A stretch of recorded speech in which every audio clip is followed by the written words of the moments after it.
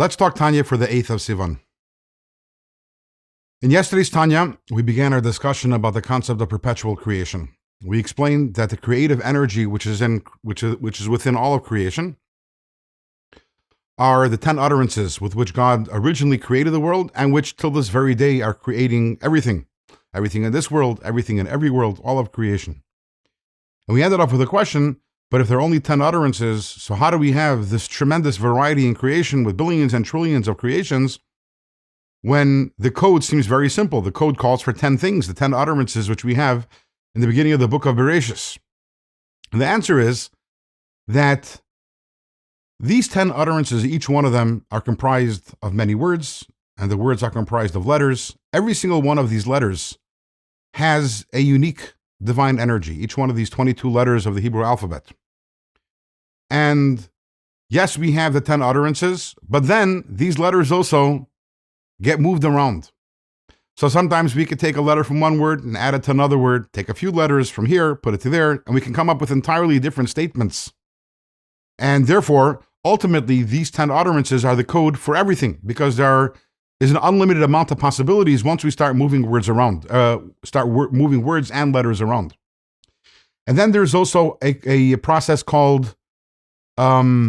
Timurais means that there are certain codes by which letters can be switched for other letters. Not only can a letter be moved away from one word to create another word, so we can take one letter from one word, another letter from another word, another letter from a third word, and bring it together to make a new word altogether.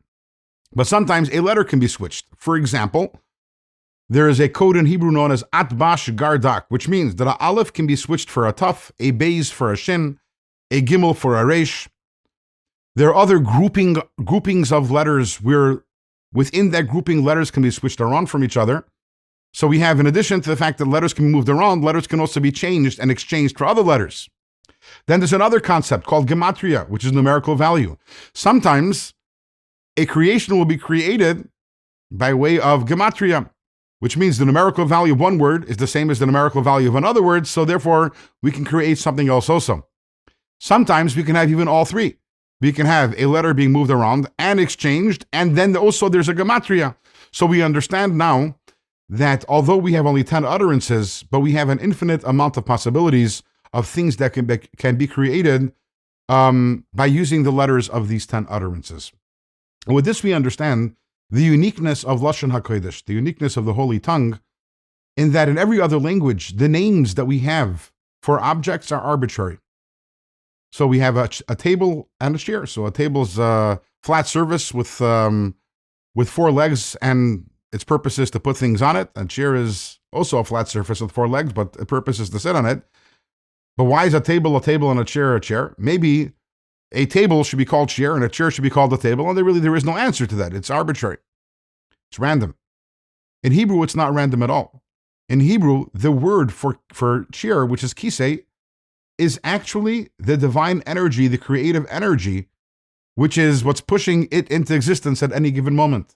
And the same thing is also with a table, shulchan, the Hebrew word for a table, which explains why our sages tell us that, it says in the book of Bereshis that right in the beginning of creation, God brought all the different animals to Adam, and he gave them names. And the question is, why is that a big deal? He gave them names. If names are arbitrary and random, what's the big deal? Anyone can give a name to anything. And in fact, the Medrash tells us that the angels weren't able to do this. And that was the superior wisdom of Adam, that he was able to give everything a name.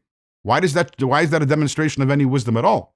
But once we understand that in Hebrew, the name of something is actually its source in the 10 utterances, and it is its spiritual code which gives it existence, that was Adam's incredible wisdom, that he was able to look at an object and see the code, see the divine code that's giving it life and existence, and therefore give it the appropriate name. With this, we have a basic understanding of the concept of perpetual creation. We're only at the beginning of our journey over here. Tomorrow we start chapter 2, and tomorrow we will discuss how the concept of perpetual creation is the foundation which underlies another concept, which is known as hashgacha pratis, or divine providence.